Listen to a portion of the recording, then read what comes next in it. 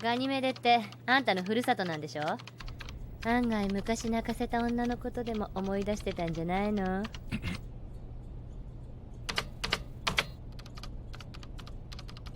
それとも泣かされた女だったりして。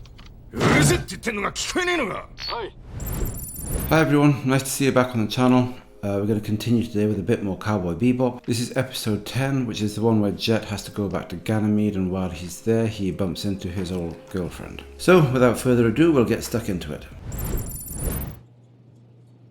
ガニメデってあんたのふるさとなんでしょ？ガニメデってあんたのふるさとなんでしょ？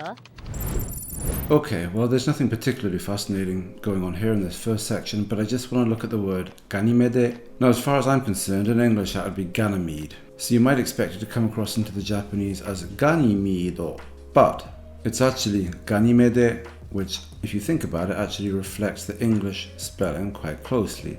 And this of course is a Greek word, so presumably it's reflecting the Greek more accurately than it's reflecting the English. When you study Japanese, you have to avoid falling in love with the way that things are pronounced in English. That means various different things. First and foremost, it means that you have to make an effort to pronounce English loanwords in Japanese the Japanese way, not the English way. So the word intonation, for example, is going to be intonation. Unless I'm missing something, I don't see how else they could pronounce it. But the point is that if you say intonation, then you may well not be understood. You should also bear in mind that there are lots of peculiar glitches, in a sense, from the perspective of an English speaker.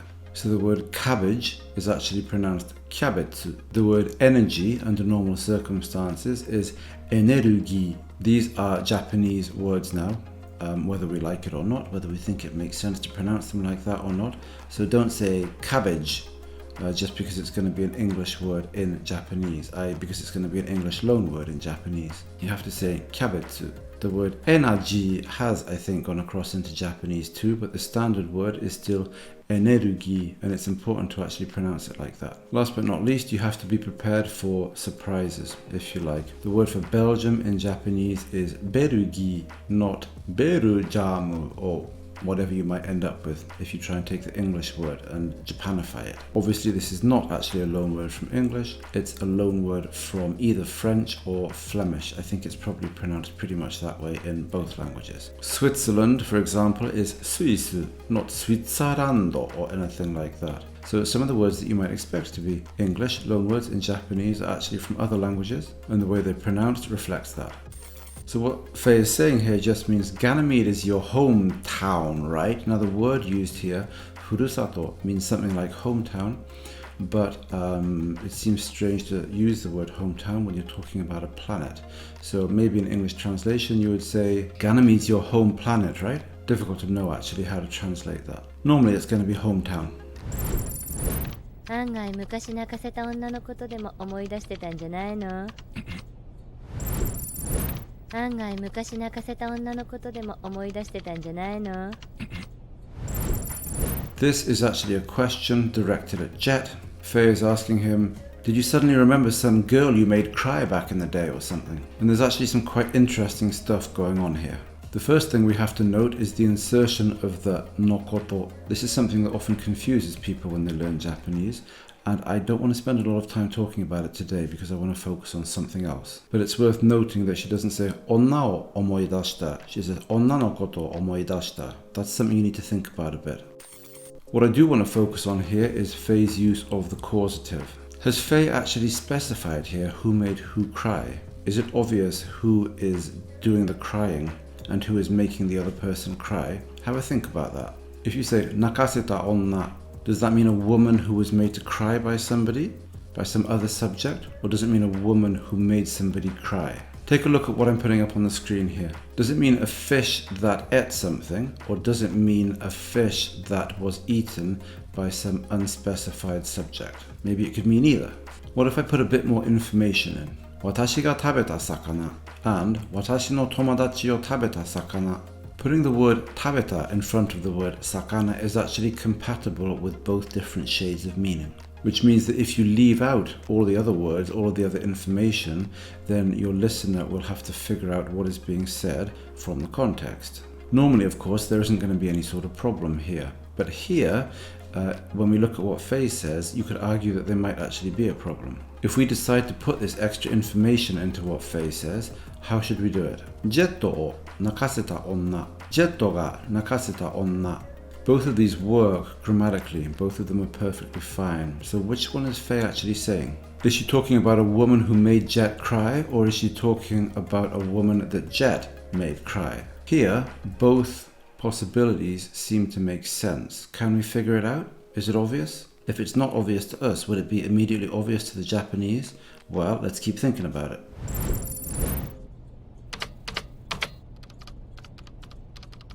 それとも泣かされた女だったりして。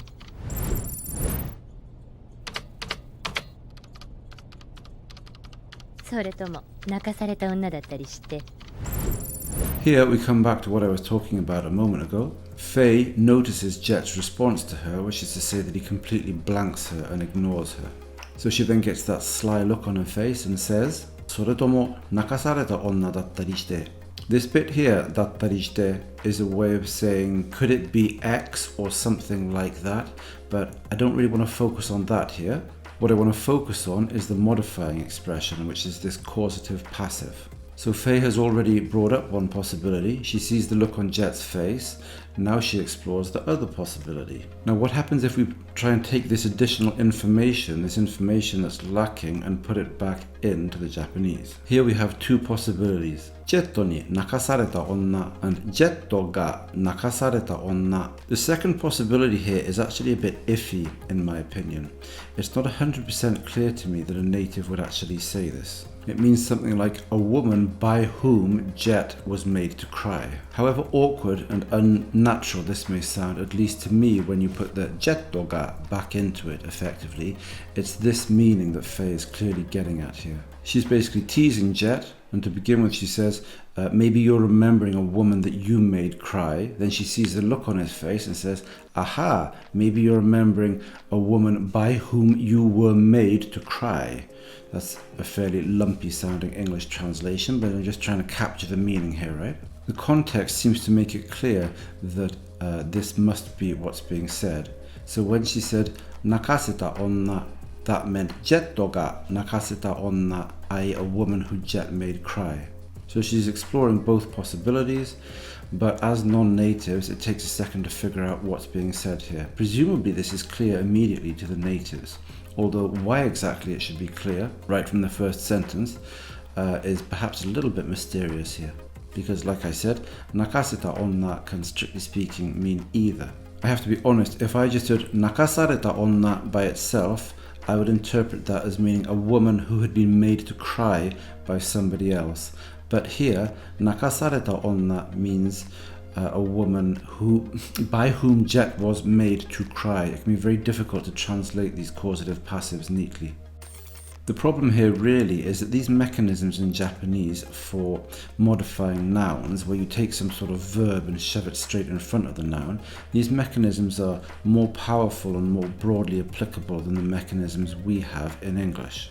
It can be quite difficult to pin down exactly what the scope of their grammatically accurate use is in Japanese. So take for example this. What does this mean?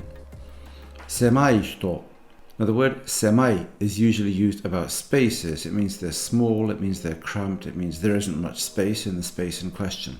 But if you say semai hito, what does that mean? A person who's cramped or narrow? I actually heard this used in Japan once. What it meant was a person who didn't have much space. There were a number of people together in a room and we all had to do something, and the person was saying those people who don't have much space can spread out a bit, for example. Semai hito. So it's not that the person is semai, it's that the space they're in is semai, despite the fact that that place, that space they're in, isn't inserted into the sentence. I know this all sounds a bit bewildering, but you have to be aware, I think, of the fact that there's some complexity here in Japanese grammar that is not at all easy to deal with, not at all easy to describe or to capture or to explain. When I watched this episode, when I was making this video, for a second, when I heard nakaseta onna, I wasn't actually sure what Faye meant. I didn't know whether she meant a woman that Jet made cry or a woman that made Jet cry. And then I kept listening and I heard the second bit and I thought, okay, she must mean that. Presumably a Japanese person would have understood it straight away, but I'm not sure, maybe they would have had to wait a second too. Strictly speaking, there's an ambiguity here. うるせって言ってんのが聞こえねえのか。はい。うるせって言ってんのが聞こえねえのか。はい。That was all quite difficult and confusing, even for me, so we're going to look at something a bit easier here. We're just going to look at a minor point of pronunciation. Look at Jet's pronunciation here. Urusai becomes urusei. The quotative to becomes te. The yutteiru no becomes yuttenno. And the kikoenai becomes kikoenee. So what Jet says is uruseiって言ってんのが聞こえねえのか. If you say that properly, so to speak, you get うるさいと言っているのが聞こえないのか. If you were to get Jet to say this like that, then the meaning would be exactly the same, but it would sound very different and it wouldn't sound like Jet, to be honest. If Jet were a woman, for example, it might be more natural for him or her to say うるさいと言ってるのが聞こえないの? Of course, a woman can say it Jet's way, but under normal circumstances, it's going to sound pretty aggressive and surprising coming out of the mouth of a woman. That would be quite some woman. You might hear that in an anime coming from a female character, but any Japanese girl or woman who regularly spoke to people like that in real life would be a bit of a special case. So the meaning here is something like, can't you hear me telling you to shut up?